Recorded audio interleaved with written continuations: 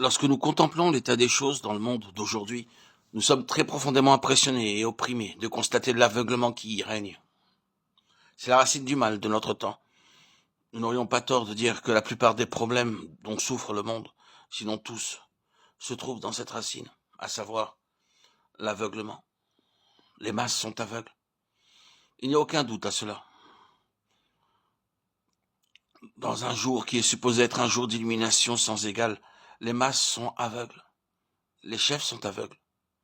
Des aveugles conducteurs d'aveugles. Mais dans une très grande mesure, cela est vrai aussi du peuple de Dieu. Généralement parlant, les chrétiens sont aujourd'hui très aveugles.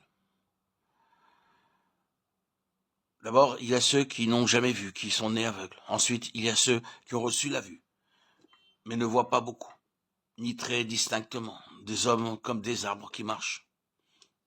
Ils parviennent à voir plus parfaitement par une œuvre supplémentaire de grâce.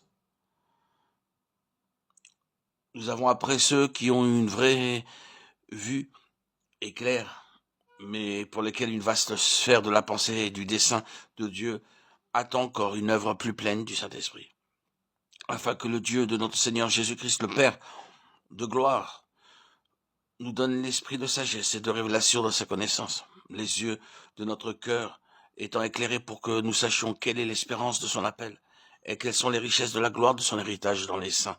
Éphésiens 1, 17, 18. Ces paroles ont été adressées à des gens qui ont la vue, mais pour lesquels cette grande sphère de signification divine attend encore pour sa connaissance une œuvre plus complète du Saint-Esprit quant à la vue spirituelle.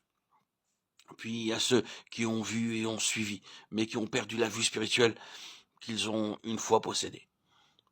Maintenant, ils sont aveugles, mais avec le facteur le plus fatal ajouté, qui est de croire qu'ils voient tout en étant aveugles à leur propre cécité. C'était la tragédie de Laodicée. Il y a en outre ces deux classes que nous avons citées, qui représentées par Balaam et Saül de Tarse. Balaam, ébloui par le gain ou la perspective de gain. C'est, je pense, ce que signifie dans le Nouveau Testament suivre le chemin de Balaam. Être tellement pris par la question de faim et de perte que l'on est aveuglé quant aux grandes pensées de Dieu et à son dessein, ne voyant pas le Seigneur lui-même dans le chemin. Par son aveuglement, il fut sur le point d'être abattu.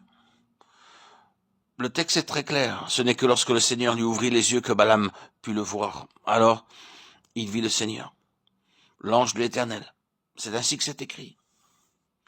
Je ne doute pas qu'il s'agit du Seigneur lui-même. Plus tard, Balaam fit cette déclaration.